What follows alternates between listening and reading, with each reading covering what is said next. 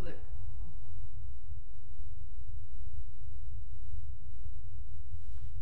No, I'm not Tim Pool. I just took a shower and here I am. So, welcome to the Late Boomer Show, the worst podcast on YouTube. I'm your host, Stephen J. Morris. Oh. Oh, fuck it. Okay. Today's going to be a very serious one. We might have some fun towards the end, but this is really serious. And this should be heard by everybody. Maybe somebody will get hip and turn my show on to their friends, but who knows? It's like August 13, 2022. We're just getting over a big humidity attack in the Catskills Mountains. So this is the serious beginning. And it has something, this has like an irony that you won't believe. So let's start from the very beginning. In 1953, no, actually it started in 1951. It was the beginnings, that was the mist of the McCarthy era, the Red Scare. And America needed to keep Americans fearful. When I say America, I mean the federal government, the Pentagon, the State Department. All wanted to keep America paranoid. We were going through a time of prosperity in this country. The war took us out of the Depression. Soldiers were coming home, making families, and America was the #1 country in the whole world. To become an empire overnight is very addicting, but you're so afraid of losing it, you have to keep the citizenry paranoid. So they depend on your safety, keeping you safe, dependent on your defense. So this is what I call authority dependent, and that's what America. They were trying to get mostly white middle class people to be conformist, go to church on Sunday, go to your job, shut up, never mind what the government is doing. So they needed something to scare people about the Soviet Union about. So they had to choose somebody. And this was about espionage. They happened to come along, the Rosenbergs. They were perfect candidates to be scapegoats. They were just perfect. They were Jewish, and they were members of the Communist Party. Julius and Ethel were made for each other. They came from very same backgrounds. Both of them were union workers. Julius organized the single needle operators unions, and he helped them form a union, and it became successful. So did Ethel. She was a union organizer of single needle operators. But they were searching for some ideology, and they thought Marxist-Leninism was perfect. So they joined the party. A lot of Jewish people did. Now let me tell you about anti-communism and anti-Semitism. They are a symbiotic entity. What do I mean by that? I mean anti-communism, anti-Semitism takes turns, but they're all interplay with each other. When anti-communism speaks, anti-Semitism is silent, and when anti-Semitism is loud, then anti-communism is silent. I know it doesn't make sense, but you have Jews and communists. There was a leader of the Nazi Party in America called George Lincoln Rockwell. He used to carry around a sign whenever he was picketing like a movie called Exodus. They used to have little Nazis picketing that movie. And they say, Jewism equals communism. So the whole binary entity, Jewish, communist, communist, Jewish. A lot of Jews became conservatives because they wanted to show the world, oh, we have nothing to do with communism.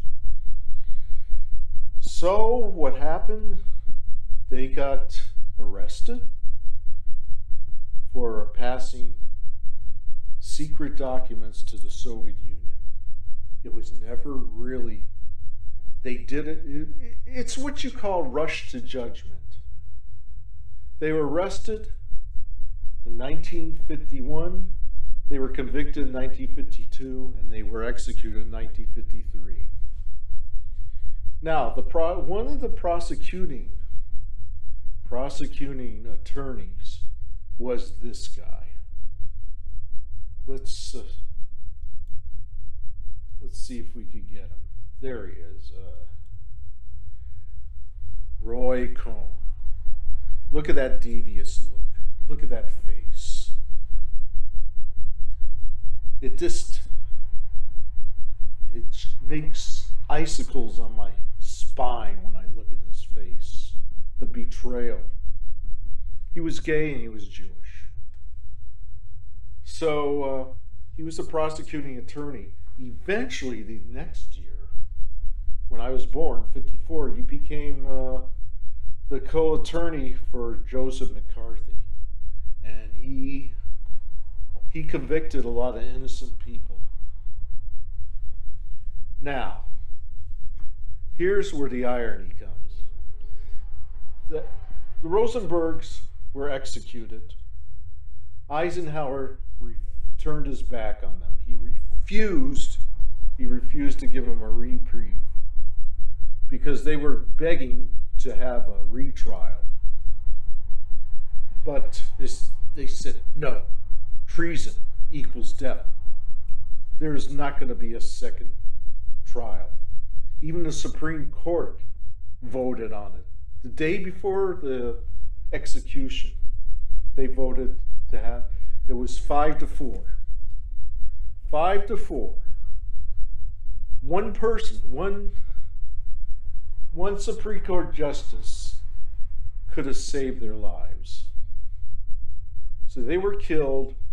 All the conservatives in the streets were gloating and shouting, cheering with joy, and you saw all the Jewish protesters crying in misery. It was quite a dramatic scene. So here's Roy Cohn. He's living up in the 50s, getting publicity, and eventually the whole McCarthy era fell down because my generation came and kicked it in the nuts. We did. In 1959, when the House of American Activities came to Berkeley, all the radical students came there and heckled the hell out of it. And they were interrogating this college professor, and he says, yeah, I am a communist. I am a communist. What are you going to do about it? I have a First Amendment right to be a communist. So the whole McCarthy era melted. It was melting and it was melting. So what did Roy Cohn do? Well, he would do with any good patriotic anti-communist patriot would do. He started to defend mobsters from the various Italian families that ran all the mafia activities in New York City. And guess whose friend he made a friendship with? Guess who? Guess who he made friends with? Yeah, this guy. This guy. Now, how would you like your irony? Rare or well done? He is now charged with the exact same thing the Rosenbergs were charged with. Now, I ask you, you think he's going to get the death penalty? Do you really? He's not going to be touched. And that hurts my heart. That innocent people back in 1951, the Rosenbergs, were murdered for something they never did. And I'm not going to go over the whole trial and all the evidence. The only evidence they had was top of a box of Jell-O was a tag, and that was the evidence that gave him the death penalty. He has 27 boxes of evidence. If he's not put in prison or given the death penalty, then America is one of the biggest hypocritical countries ever. So that's my little commentary today. So let's lighten up, okay? Let's get rid of this, get rid of him, and put these guys up. Disco! Disco, disco. Well, anyway, let us talk about, the last time we talked, I was talking about yacht rock. Well, that was losing favor. Yuppies weren't going for it. They needed a new fad to replace soft rock. Disco is perfect. It went after new demographics, gay, black, college women, white women, was perfect. And it was kind of like a mixture of funk, soul, and dance music. It was dance music, and it was fun. They played it in clubs, and everybody got together and danced and had a party. So they, on the AM radio, they programmed disco. A lot of my fellow boomers didn't like it. And you know what? I'm sorry I said bad things about it, because looking back, it was just innocent music. It was goofy. It was fun. I get more nostalgic listening to disco music than I do listening to old new wave stuff. And that was another thing. The radio program says, let's try a little new wave. Maybe they didn't know what new wave was. They thought U2 was new wave. So music got a little bit interesting in 1978. Disco didn't last that long. It lasted for about 4 years. But you know something? It was way much better than yacht rock. It was fun. Village people, I loved them. Who was your favorite? The cowboy, or the construction worker, or the bondage guy, or the Indian? How about the guy in the army? How about the guy who was a motor cop? Anyway, so that is my podcast for today. Hope all is well with you, and we'll meet at this juncture soon. Thank you. And thank you for my wife for helping it, Pamela, helping me. Goodbye.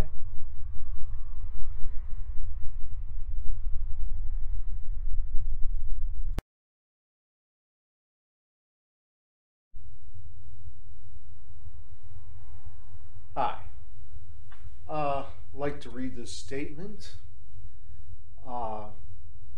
Currently, Trump has not officially been charged with the crime of espionage. Okay, let's make that clear. The search warrant served by the FBI included classified documents that could be related to espionage. Some of those were among the records found. So he's not, people are doing a lot of speculation out there, and I'm one. But I just felt I had to say this because after what happened to the Rosenbergs, this guy is going to skate free, in my opinion, no matter what he's charged with. Okay? So thank you for listening to my correction, and have a great week. You know, in New York, they say have a great day. California, we used to say have a nice day. So have a nice week.